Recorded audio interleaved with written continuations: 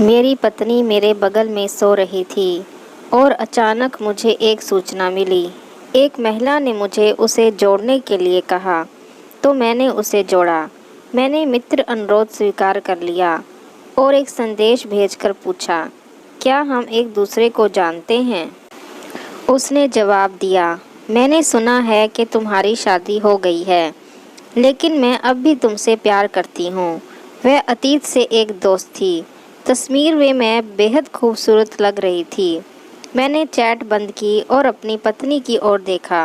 वह दिन भर की थकान के बाद गहरी नींद सो रही थी। उसे देखकर मैं सोच रहा था कि वह इतनी सुरक्षित कैसे महसूस करती है कि वह मेरे साथ बिल्कुल नए घर में इतनी आराम से सो सकती है। वह अपने माता पिता के घर से बहुत दूर है, जहां उसने 24 घंटे अपने परिवार से घिरे रहे।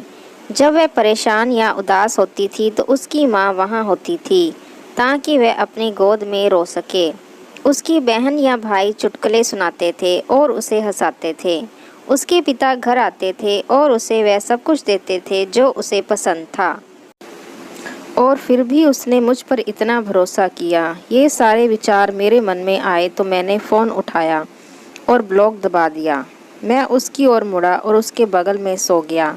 मैं एक आदमी हूँ, बच्चा नहीं।